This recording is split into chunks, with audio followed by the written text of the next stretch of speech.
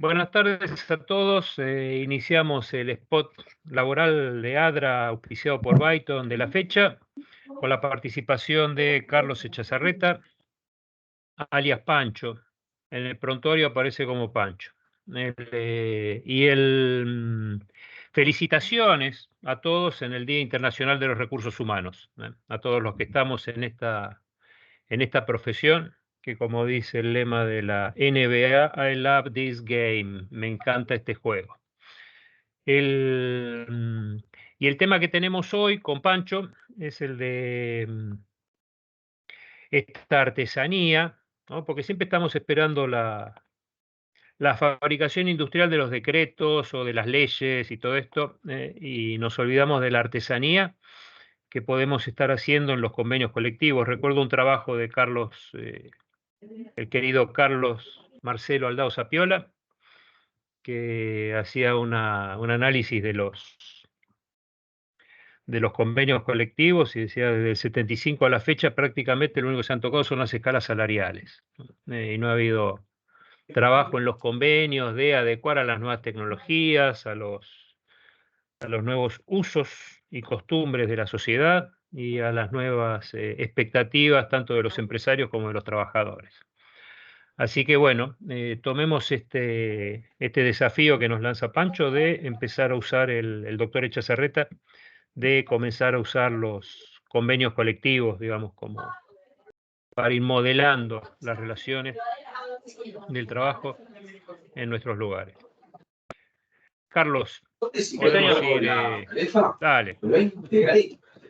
¿Se escucha bien? Sí, se escucha Perfecto. perfecto. Bueno, Hecha la introducción, y ahora vos mismo me sugeriste el tema, Carlos, esto de los convenios colectivos, el diálogo entre las partes, ¿no? sí, sí. Mirá, es un tema, creo yo, que para los que tenemos más de 60 años en este tema, trabajando, siempre hemos creído que es el último momento que se nos da la oportunidad para corregirlo. Y otra vez estamos frente a una situación de grave crisis, que no es una crisis circunstancial, sino que parecería que es una caída constante que vamos teniendo, perdiendo la posibilidad de tener una mejora total en el sistema, no solamente laboral, sino social. Ujú. Yo diría que la El situación tema, Carlos, actual con del esto mercado, de la última oportunidad, ¿no? Es como que pensamos en revoluciones, ¿no? En el mundo del exacto, trabajo. La reforma laboral, qué sé yo, y no pensar en una evolución, digamos, algo que sea un trabajo constante, ¿no? así es un trabajo constante, y eso voy a tratar de destacarlo ahora con Dale. algunas referencias a todo lo que ha pasado en estos 60 años, ¿no? Que me ha tocado vivir. Lamentablemente parecerían que son las audiciones de Tato Bore que se reproducen y tienen una Sí. actualización total, una actualidad total, ¿no? Yo diría, parecería que un trabajo que me costó muchísimo es encontrar un mensaje que no sea muy negativo, Ajá. porque realmente tenemos el ánimo por el suelo, que estamos discutiendo paritarias, porque tenemos conflictos. Ahora se agregó el conflicto de emisiones, que realmente no sé qué solución va a tener, pero Ah, el de que la provincia de el de la Misiones, claro, provincia, sí. exactamente, donde interviene la policía, que interviene también el sector docente. Son dos no transables, o sea, dos costos que no pueden resolver los privados, ¿no es cierto? Ujú. La negociación colectiva a la que nos referimos nosotros ahora acá son precisamente aquellas que se están realizando para resolver los problemas entre las partes, intercambiando obligaciones. Sí. Ahora, tenemos una cantidad de limitaciones para poder resolver los problemas. Uno de ellos es que, según las disposiciones de la Ley de Contrato de Trabajo y la de la 14250, Ujú. no hay posibilidades de modificar las normas laborales.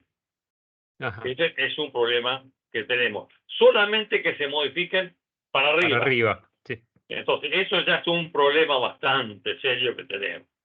Después, no podemos dejar de referirnos a si es necesario un cambio o no. porque la situación actual demuestra, y está aceptado por todos los actores sociales, que en esta situación no podemos seguir.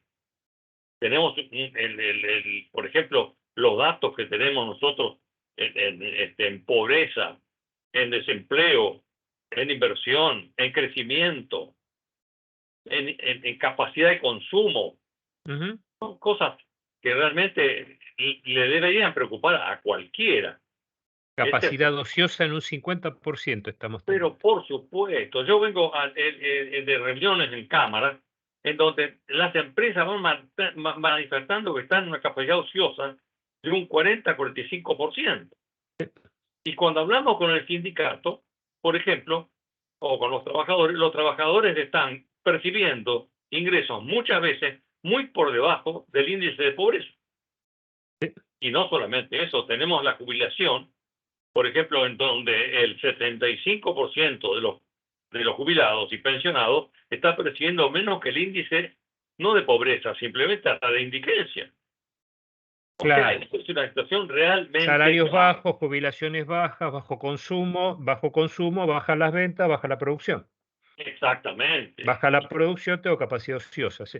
Y baja el ingreso fiscal, por lo cual las Muy bien. ayudas que se hacen de tipo social desde el gobierno también se Sí, resienten. No solamente eso, sino que el sostenimiento del sistema previsional nuestro está basado en los ingresos de los trabajadores también. sí, señor. Entonces, acá lo que dice el sector sindical y nosotros también cuando nos sentamos allí es que los dos tenemos razón.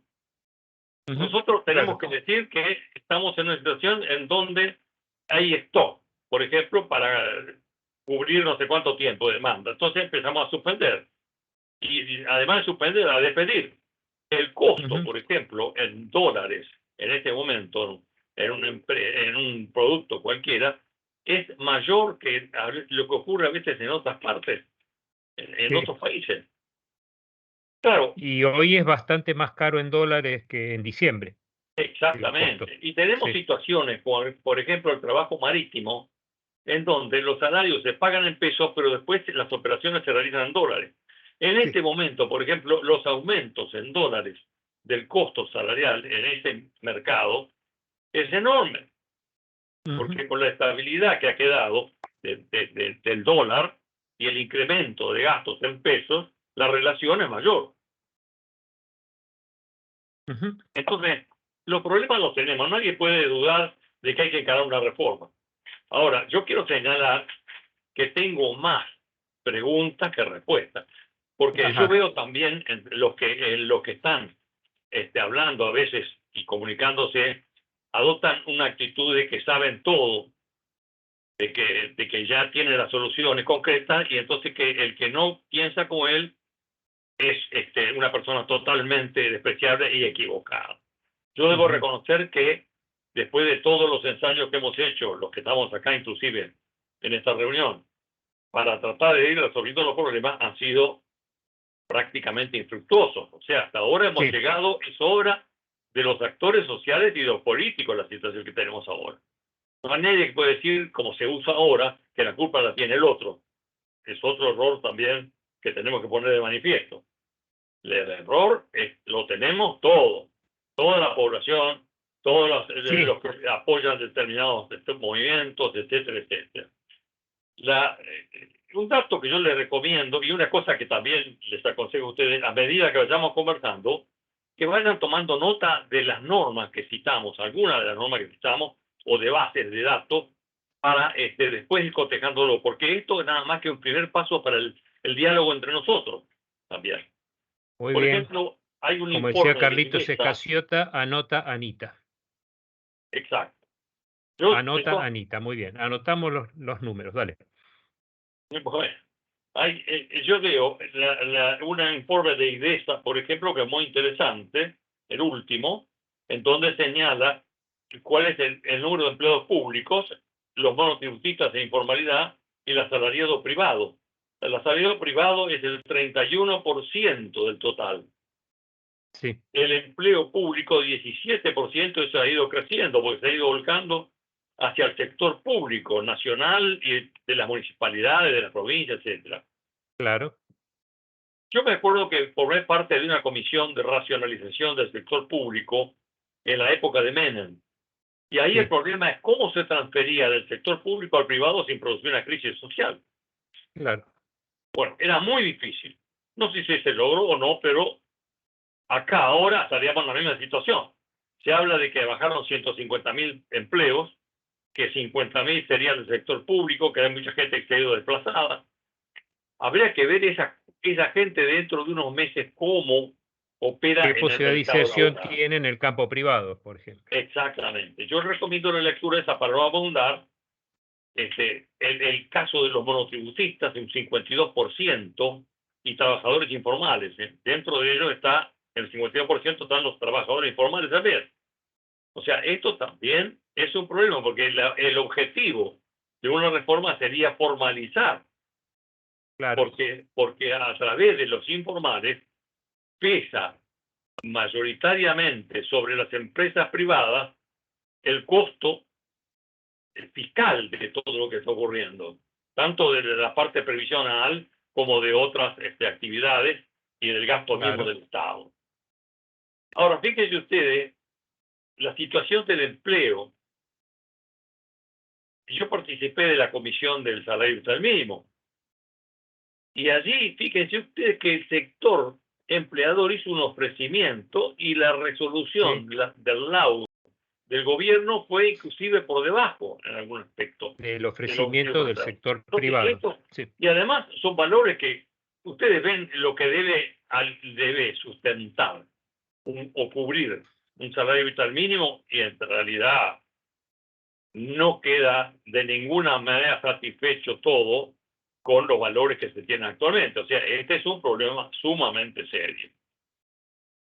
Después, eh, no quiero abundar demasiado en este tema porque sabemos todos que estamos mal, ¿no? ujú, El problema fundamental que tenemos en algunos convenios, en los que yo formo parte, por lo menos cuando hacemos las reuniones en la Cámara, como dije recién, es la situación crítica que está viviendo. Ahora, ¿qué se puede hacer? ¿Qué pueden hacer los actores sociales que no se haga por ley? ujú, Vamos a ver ahora, a claro. tratar de saber que hay algo. La representación, por ejemplo, es de intereses en la negociación colectiva. Perdón, Carlos, el tema es que no hay ley que nos prohíba dialogar, ¿no? Claro, pero acá hay un detalle que es interesante. Cuando salió nuestra legislación, Sí, prevalecía en el mundo el criterio de que era de intereses para el sector trabajador, pero era representación jurídica estricta para el sector empleador. Persiste ese criterio. En la OIT, por ejemplo, en todos lados, eso persiste. En nuestro sí, país se hizo el decreto 23852 del 45, por ejemplo, que fue la primera norma, no la 23, primera, 852 del 45, sí. sí, eso anotémoslo también para ir viéndolo, ¿no es cierto? Esa norma estableció la personería gremial, Sí, que es señor. el sistema que nos rigió desde entonces hasta ahora. En el ámbito internacional está reconocido que hay una categorización de las representaciones. Hay una que es preferida, que es Sí, no la llaman personería gremial, como se llama acá, pero tiene una distinción, digamos, el sí, sindicato que normalmente es de acuerdo al porcentaje de la representación que claro. quiere asumir. Acá tenemos la representación en aquel momento por actividad u oficio. Y en actividad había compromisos con los sindicatos que estaban en ese momento, por ejemplo, comercio, y eso que yo estoy en la Cámara de Comercio también, en donde el término actividad no estaba bien definido.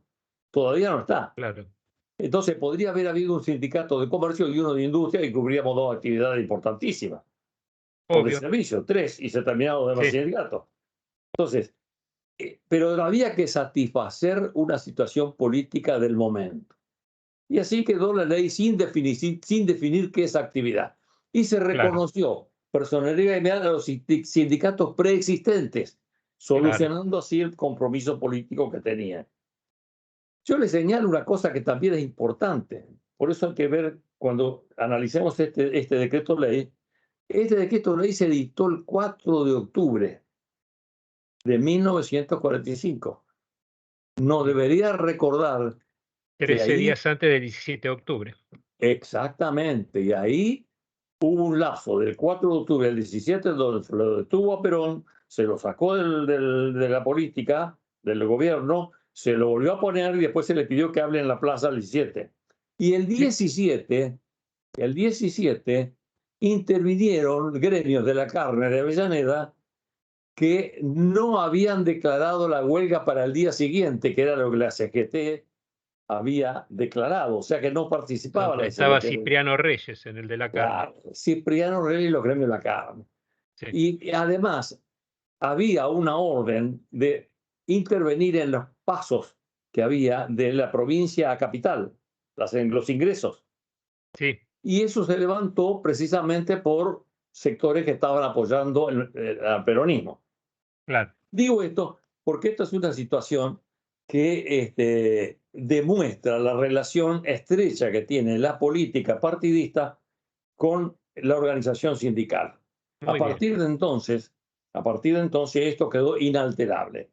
A punto tal que el decreto 9270 del 56, cuando después de la revolución del 55 se echó abajo este sistema, Sí, duró nada más que 2 años y vino a reimponerse con la ley 14455 de Frondizi. sí, señor. Ahora, aquí quiero señalar una cosa también Duró que lo que viene a duró la cuento. intervención de Patrón Laplace. Sí, yo quiero señalar una cosa que viene muy a cuento. Hasta ese momento no se había, hasta la revolución que se llamó, no había ninguna adhesión a los convenios 87 y 98 que eran después de la guerra, bastante Convenio anteriores 87 y y 98 anteriores de la a... Organización Internacional del Trabajo, ¿no? Exactamente. El 87 de libertad sindical y el otro también de negociación colectiva libre, etcétera. El 87 se ratificó por el gobierno de Frondizi Sí, y el 98 había sido ratificado anteriormente por el gobierno, digamos, de la revolución. Estos dos convenios vinieron a tratar de ponerse como que eran el freno a la ideología del 23852 del 45, que sí, era único en el mundo y sigue siendo único en el mundo en cuanto a la representación de intereses del sector empleador, fundamentalmente, como señalé al comienzo. Entonces quedó este sistema, que es el único que se puede invocar casi en el mundo, en donde la representación es prácticamente una especie corporativa, que yo no digo que esté mal, pero que era lo que se trajo de Italia durante claro. la guerra y cuando financió la guerra se impuso acá a través de estas disposiciones. No digo que esté bien o que esté mal. Nosotros Ujú. podríamos vivir perfectamente con un sistema así hasta ahora, pero siempre y cuando esto se corrigiese en otros aspectos. Por ejemplo, no debería haber un convenio de actividad, como no debería haber una legislación como nosotros tenemos, totalmente unitaria. Fíjense que ya de las cosas curiosas que podemos señalar como de nuestros antecedentes es que en la Constitución del 53, ratificada en el 60, después que se incorporó a Buenos Aires, allí se dijo vamos a consagrar un régimen federal, Sí, pero resulta que el que presidió la reunión era un unitario, el primero que juró la Constitución nueva, y las disposiciones nuestras en esta materia, que era el 67, inciso 11, y las normas que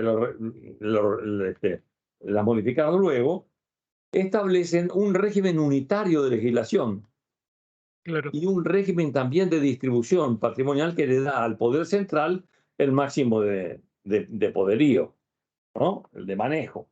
Esto tiene que ver con lo que estamos viendo ahora con la ley esta que se está discutiendo y las anteriores sobre reforma Claro. laboral. La Que llamada ley ómnibus.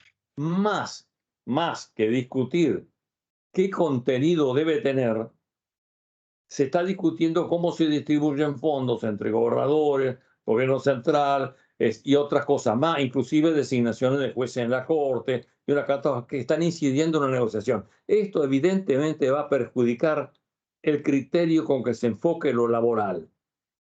Tanto es Ahora así, también lo que se está negociando es qué universidad recibe dinero y cuál no.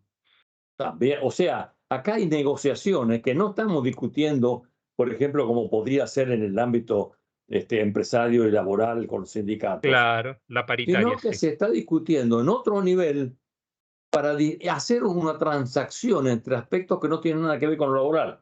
Salvo Ujú, que podría decir alguna provincia, bueno, el impuesto a las ganancias tiene que ver para esta provincia, u otro decir, las obras públicas sí, tienen que ver señor. con el empleo. Pero en lo concentrado, que es lo que yo insisto, debería estar el sector empleador y sindical trabajando ahora, eso ha quedado relegado a muy pocas normas Ujú, en esta ley última.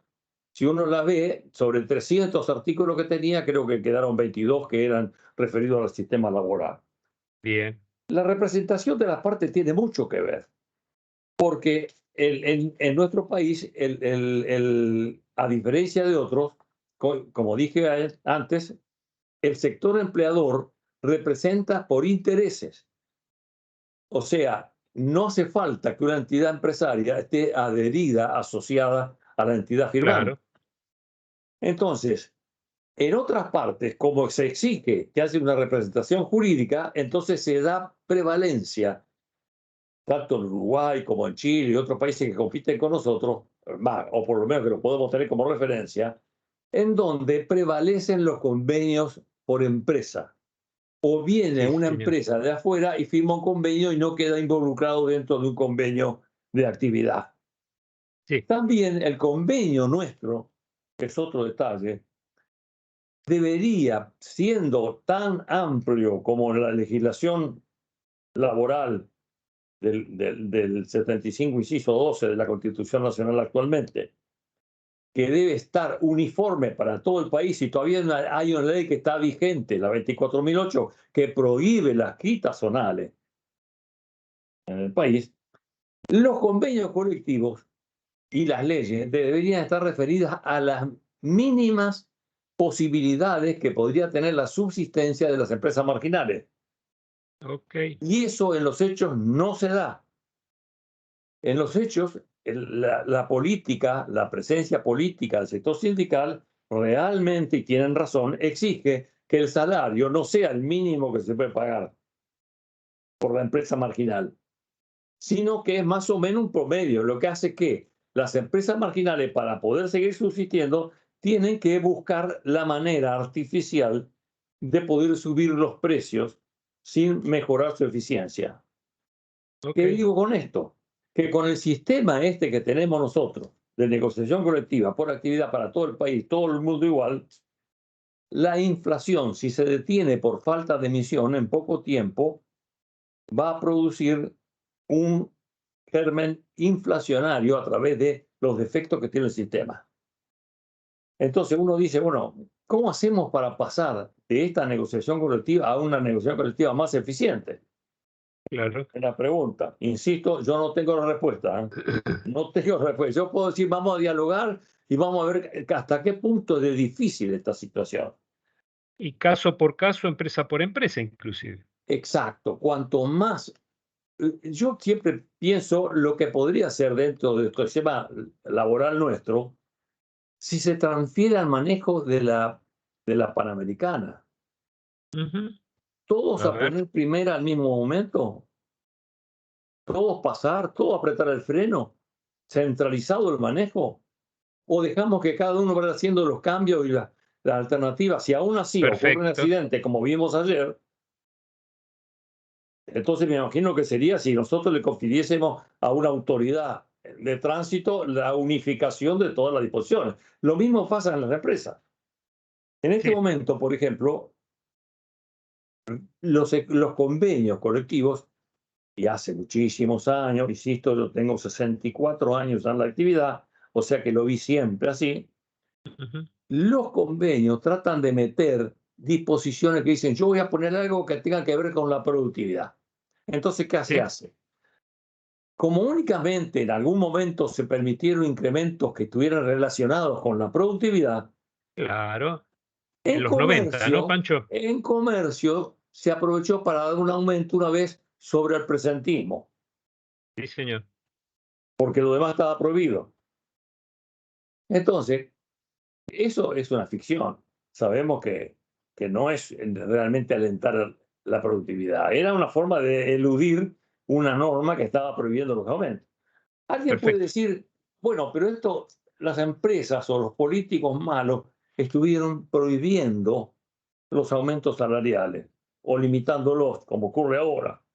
No, Ujú. el primero que limitó esto es el peronismo a través de una decisión firmada por el propio Perón, 24 del año 43, que prohibió los aumentos salariales si no estaban expresamente autorizados por el gobierno. Bien. Entonces, quiere decir que esto no es lo que estamos diciendo no es una crítica a un determinado sector político. Actualmente, por ejemplo, los sectores sindicales todos dicen que la contra es lo que hace las cosas mal. La contra dice a lo mejor que los otros. Yo no quiero aparecer como que estoy criticando alguna medida que se tome ahora, que son sumamente difíciles, ni una medida que se haya tomado antes. Vamos a hablar de las situaciones concretas. ¿Hasta qué punto el gobierno interviene en la materia esta transaccional entre las empresas, cámaras empresarias, las patronales y los sindicatos? Acá en nuestro país es invariable que cada vez que hay crisis, el gobierno pone el pie arriba y cierra las posibilidades de negociar. Ok. O sea, directamente lo vimos, por ejemplo, en los acuerdos de Ruchi y Bronner. Sobre este punto, ya trasladándonos al momento actual y con lo que pasó en aquel entonces, esa congelación de precios y salarios, no recuerdo bien si tuvo efecto en los precios, pero sí me acuerdo, porque lo vivimos, en Sí. salarios se generaron las comisiones montoneras que se llamaron. O sea, Ah, paralelamente a la prohibición, aparecieron en cada una de las empresas comisiones que le exigieron a través de violencia, muchas veces secuestros y no sé cuántas cosas más, que no podemos dejar de decir que estuvimos nosotros metidos en el medio, ¿no es cierto?, sufriendo este panorama, daban aumentos salariales. Ahora, ¿qué pasaba en aquel entonces? Que hubo aumentos salariales que llegaron a ser, por obra de ese congelamiento salarial, 200 o 300% más que lo establecía el convenio. Y sí. había una norma en la ley de contrato de trabajo que decía, siempre con esa aspiración centralista, si hay un incremento porcentual en un convenio, ese porcentual tiene que aplicarse sobre el real. Entonces, cuando hubo que sincerar esos convenios en el 75, había que poner de alguna manera una traba a esa cláusula. Claro. Fue muy difícil eso, sí. Pero evidentemente se hizo una especie de salario actualizado con diversos Sí. mecanismos, de manera tal que el aumento se aplicase únicamente sobre ese resultado final. Después, Bien. inmediatamente después, bueno, hubo un cambio de la legislación y esa cláusula absurda se dejó de lado y empezaron a operar las discusiones individuales. Los conflictos laborales, por ejemplo, también vinculados con la discusión transaccional, han sido sustituidos por conflictos de tipo político partidista o de cualquier otro orden, en muchos Claro. casos. Paramos porque no queremos que el gobierno haga tal cosa. Digamos. Claro. O sea Sí. que también nosotros, el hombre de recursos humanos, que realmente yo no sé cómo llegó a sobrevivir hasta ahora, porque es realmente la labor que realizamos, lo que hemos estado en esto hasta ahora, ha sido de esfuerzo constante.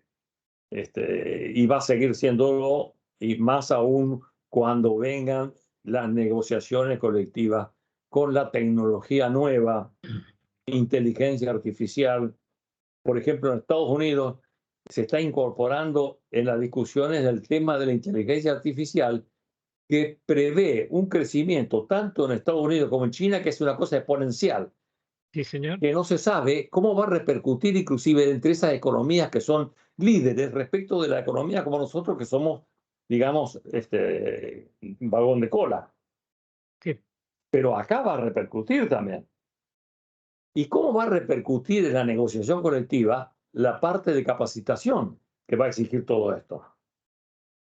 Hay un artículo que salió en Infobae, por ejemplo, hoy, muy interesante, de Claudia Guardia. Claudia Guardia. Claudia Guardia, que yo recomiendo leerlo. Otra cosita que podemos tomar nota es sobre inteligencia artificial, un punto de inflexión en la era de la inteligencia artificial. Muy bien. Entonces, ¿qué va a pasar con los riesgos que origina la inteligencia artificial? Ya hay legislación que se está dictando en otras partes que está poniendo una cantidad de condiciones Sí. a la inteligencia artificial, inclusive la injerencia que tiene, sí, la injerencia con J, o sea, se Ah, mete dentro de la vida íntima de cada uno de nosotros, de los trabajadores inclusive, o de las empresas, de una manera mucho más allá que el deber de información. Ahora, si a eso lo sumamos al home banking y al uso de los celulares, que es uno de los órganos, parte del corazón, el pulmón y todo, que ok, realmente dale. es insustituible, o mejor dicho, no puede dejar de existir, pues yo creo que va a venir un panorama, no ahora, 5 o 10 años, pero yo me defino, los que nos vengan a reemplazar a nosotros recursos humanos realmente van a decir cómo vivían estos por Ajá. nosotros, ¿no? Bueno, esa es una de las reflexiones que voy tomando en cuenta. Ahora, esto es el contenido de la negociación colectiva. Ahora, ¿qué contenido le queda disponible en nuestro país a la negociación colectiva? Vimos que en los salarios, por ejemplo, interviene, cuando hay crisis, interviene el gobierno. Y si no hay crisis, también interviene el gobierno, porque eso repercute también en el costo fiscal y en los salarios del sector público. Ahora, supongamos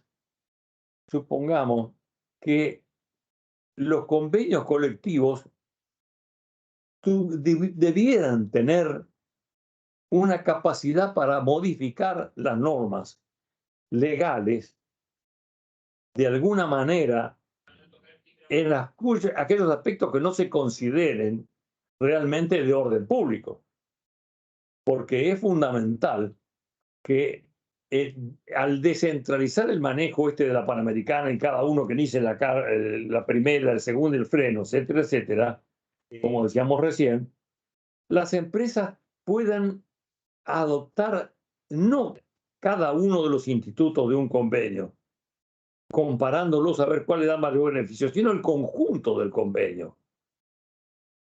O sea, tomar en cuenta si realmente las modificaciones son en beneficio o no del trabajador. Porque normalmente se dice acá, toda modificación, por ejemplo, en el pago del aguinaldo, entonces se compara en cada uno de los institutos. Bueno, habría que compararlo en conjunto. Lo cierto es que al hacerlo, sí, como tenemos el sistema actual, nosotros hemos llegado a las conclusiones actuales, Sí. que son absolutamente criticables y no hay nadie que pueda decir que esto está bien. Porque si hemos considerado que el sector Sí, sindical ha trabajado en defensa de los y es trabajadores, creo que les ha difícil ido bastante tener mal. resultados distintos haciendo lo mismo, ¿no? Sí, acá yo digo a los políticos también, porque cualquiera que en este momento, cualquier signo político que diga, yo traté de defender, bueno, pero ¿qué resultado tuvieron? Según lo que estuve viendo en un informe del Banco Mundial, en los últimos Bien. 60 años, Ujú. justamente coincidente con la actividad mía, ha habido un decrecimiento constante de la tendencia en nuestro país. O sea, cuando en otras partes del mundo crecía por alguna circunstancia cíclica en determinado porcentaje, nosotros menos. Y cuando Ajá. va mal, nosotros menos también. Ahora, este, cuando estamos comparando, a ver, el salario malo que tenemos lo comparamos con un salario que ya era malo antes. Debemos comprender esas cosas que a mí me desconciertan porque este, cuando veo que hay sectores que se enfrentan en la paritaria y dicen queremos un aumento que nos lleve. Bueno, eso queremos todos que haya así, porque yo no veo ninguna empresa que pueda pensar que va a subsistir con una caída del consumo, como está ocurriendo ahora. No Claro, hay. sí. Ahora, si nosotros estamos buscando un incremento del consumo, por supuesto, el salario debe ser una variable en conjunto que aumente la posibilidad de que esa actividad vaya generando recursos genuinos. Si no es así, está condenada cualquier empresa al fracaso. Y esa es la realidad. Ahora, en este momento nos estamos discutiendo, insisto, en que las dos partes tenemos razón. Tanto es así que en una reunión que tuvimos estos días pasados, estuvimos en una cámara pensando en la necesidad de hacer una comisión integrada por el sector sindical. O sea, la Cámara Empresarial y el sector sindical, para ambas reclamar a la parte política lo que signifique un beneficio o evitar un perjuicio Sí. en determinada actividad. Algo parecido se vio Ajá. ahora con el RIGI, en donde fueron Claro. empleadores y sindicalistas a sostener igual posición. Y eso es una Sí. cosa que va a pasar también. Ahora, ¿cómo se materializa eso en una convención colectiva? Y es muy difícil porque la convención colectiva está orientada únicamente al intercambio de obligaciones entre ambas partes. Entonces, cuando el sector empresario y el sindical tiene que ir más allá de eso, hay que buscar una entidad o algo que signifique un diálogo equilibrado con el sector político. Eso es para tener en cuenta. Y se quedó en la Cámara, luego de varias opiniones, quedó flotando esa idea de que si bien en el sector de cúpula se están realizando gestiones del sector empresario de alto contenido político y bien hechas, evidentemente, o por lo menos con buenas intenciones, aunque los resultados puedan ser malos, hay entidades, AEA, el CICIP, como vimos, el Grupo de los Seis, y tantas entidades, Sí. la Unión Industrial de Provincia de Buenos Aires, por ejemplo, las de Córdoba, están descentralizadas, también están defendiendo la región y están defendiendo sus intereses. Eso es una cosa que se debe alentar. La lástima es que hasta ahora no ha tenido del sector sindical un seguimiento acorde. O sea, cada vez que se ha expresado algo, se ha volcado la discusión a un enfrentamiento y no a una concordancia, que es lo que deberían buscar. Hay una cantidad de aspectos que deberían ser tratados conjuntamente. Pero vamos a la paritaria, por ejemplo, y discutir salarios ya es un tema escabroso. Imagínense lo que es el metalúrgico, por ejemplo, todavía tenemos la copa de leche, Ah, que sabemos que es una cosa. Estoy citando una cuestión anecdótica, sí. que es más bien un disparate que para resaltar precisamente la incoherencia que tenemos en muchas cosas, ¿no es cierto? Cuando yo lo planteo al sector sindical entre risas, hemos quedado todos de acuerdo que para qué nos vamos a meter en eso y ya hay cosas peores, ¿no es cierto? Tenemos cosas peores que tratar y queda el artículo y sigue ahí adelante. Bueno, ese es todo un esbozo de cuál es la situación actual que nos lleva a considerar el tema de la concertación social. La concertación social, a mi juicio, debería ser Pero claro, institucionalizada. Pancho, sí. Ujú. ¿Sí? Sí, digo con lo del diálogo, ¿no? Y insisto, con el tema este, ¿no? Día es a través de, ¿no? Y logo es palabra, pero también es sentido, ¿no? Cómo se construye a través del intercambio de palabras y cómo se crea sentido a partir de esto. 2 spots atrás tuvimos a un experto en productividad que se llama Daniel Padilla Fraser, que trabajó 20 y pico de años en Toyota. Y él contaba cómo el sindicato, ¿no?, junto con las autoridades de la empresa, se comprometen no con el Estado Nacional, sino con casa matriz en Japón para lograr determinados niveles de productividad, para que entonces casa matriz decida invertir en vez de la planta de Malasia en la planta de Argentina, digamos, ¿no? Las dos que hacen la Hilux en el mundo. Eh, el, recuerdo de haber estado en la planta de Pinoso, digamos, ¿no? Los japoneses suelen ser bajitos. Entonces la foto que está Piñanelli junto con un montón de ejecutivos de Toyota, la foto en Tokio, ¿no? Cada vez que deciden un aumento de las inversiones en Argentina para ampliar la capacidad productiva de esta planta que está en Zárate Campana, digamos. Y es una empresa conjunta, digamos, la empresa para mejorar la productividad, mejorar la calidad, mejorar la eficiencia, por lo cual, como decía Eduardo César Angelós, se puede, ¿no, Pancho?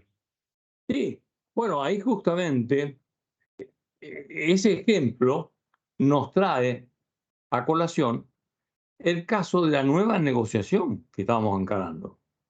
Porque si nosotros pensamos en el esquema este de la negociación por intereses del sector empleador,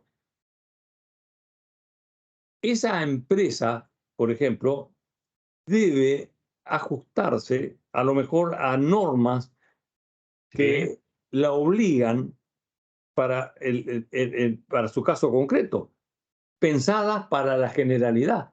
Y eso está mal. ujú, Yo digo que debe prevalecer el ámbito o el nivel de discusión específico respecto del genérico.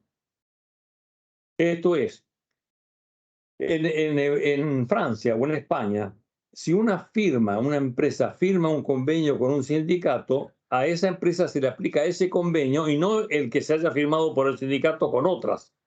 claro. En nuestro país surge la duda hasta qué punto ese convenio de empresa puede modificar o establecer distintas obligaciones a las contempladas en el convenio general a la que se suman finalmente los reclamos. Eso es un defecto que hay que corregir. Claro, lo que pasa es que acá el sector sindical que la dictaría puede sentirse molesto porque eso le resta poder político, si se descentraliza. Pero tenemos el ejemplo de la negociación internacional, que es otro tema que debemos traer a colación. Ya los convenios colectivos que se firmen acá Sí. no deberían alcanzar a los acuerdos internacionales suscritos por convenios o por gremios de acá con multinacionales o con empresas de otro país. Eso como resultado de la globalización va a ser cada vez peor o mejor. Yo digo Ajá. peor desde el punto de vista de la gestión, pero va a ser mucho mejor desde el punto de vista del desarrollo y del crecimiento. Por ejemplo, En México, si una empresa en viene a México, radicarse al Pancho, país. por, por los acuerdos que tienen de integración, ¿no?, del NAFTA con Estados Unidos, tienen auditorías en las empresas, ¿no?, de que las empresas estén cumpliendo con la legislación laboral, con la mexicana, y esas auditorías las mandan los industriales norteamericanos para que no sea una competencia desleal del producto, digamos, mexicano, hecho por ahí no respetando las condiciones de trabajo, de seguridad y higiene, la legislación y todo esto, como un precio de dumping que afecta al productor norteamericano, ¿no? Exactamente. Bueno, acá sabemos muy bien que hay situaciones de empresas que se ven afectadas por la competencia desleal que significa el trabajo informal o el trabajo fuera de la ley o no Sí, respetando desde el determinadas normas. mantero que está en Inclusive, 11 frente al local que vende ropa y que vende la misma ropa del local ese afuera, en la vereda, hasta sí los que producen productos con, digamos, que compiten, desde telas o lo que fuera, digamos, compitiendo con los que el que trabaja en negro con el que cumple con toda la ley, ¿no? exactamente. Y vimos que volvamos al esquema de IDESA que informó, revisemos allí, qué pocas empresas que están trabajando formalmente Y no y hablabas al principio sometidas. de 51% de los trabajadores en monotributistas informales. Exactamente. Ahora, y las empresas que están trabajando allí, que para subsistir muchas lo hacen, porque yo una cosa que he tomado conocimiento es que no es que la empresa esa se enriquece a través de esto, no, Claro, subsiste, sobrevive. sobrevive. Si uno le dice cumplir con las normas impositivas de todo, el trabajador pierde su trabajo y la empresa desaparece. O sea, Muy directamente bien. es una situación que obviamente exige que haya una reforma a esto. Ahora, la reforma puede ser impuesta. Yo creo que es tan difícil la situación. Nosotros que hemos vivido muchas cosas, por ejemplo, pasamos lo de Ilia, el decreto 969 del 66. Ilia no tenía parlamento. Ujú. Entonces, que era una cosa mejor que ahora, en el sentido que tenía más parlamento y más apoyo político que ahora, pero no tenía suficiente para hacer modificación a través del parlamento. Sí, señor. Eso también tiene que ver con la cadencia que hay de reformas en el parlamento y en el Poder Ejecutivo. Entonces, ese disloque que se produce a veces, la voluntad popular no se traduce en lo que pueda resultar de las decisiones legales que necesariamente tienen que producirse. Bueno, ¿qué hizo Ilia? Entre otras cosas, aparte de sacar la ley de salario vital mínimo, otras cosas que se podía hacer, para modificar el sistema sindical, dictó el decreto 969/66. Anótenlo, Decreto anótenlo. 969 del año 1966. Exacto. Allí decía una serie de modificaciones. Por ejemplo, los sindicatos tenían que organizarse por provincias. Las federaciones agrupaban todos los sindicatos de primer nivel, pero daba, eso una parte, ¿no es cierto? La forma de las huelgas, etcétera, etcétera. Eso se dictó en marzo. Se dieron 120 días para aplicar ese decreto en los estatutos de cada una de las sociedades que debían, de las asociaciones sindicales que deberían ajustarse al mismo. ¿Qué pasó? En esos días estaba el señor Bandor cerrando con el señor Onganía, que se acababan los días de Ilia, ¿no? Y fueron de saco y corbata, porque les obligaron a ir a saco y corbata, al acto de asunción de Onganía a los 3 meses.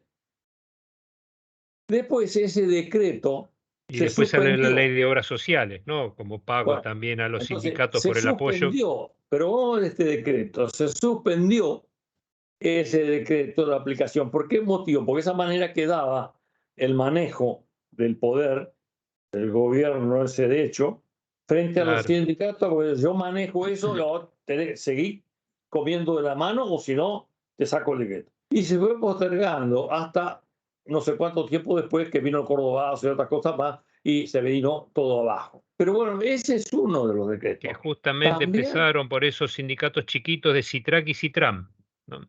El Cordobazo. exacto, ¿Sí? Y que exactamente. Entonces Adalbert yo Krieger digo, Bacena, ministro de Economía, la decía, ¿cómo nos pregunta hace mía, huelga a los obreros mejor pagados del país? exacto. Entonces una pregunta sería, ¿hay que tener cuidado con hacer una reforma de esta Ujú. naturaleza? Diciendo, por ejemplo, como existe en otras partes del mundo, que los sindicatos tienen que estar en función, por ejemplo,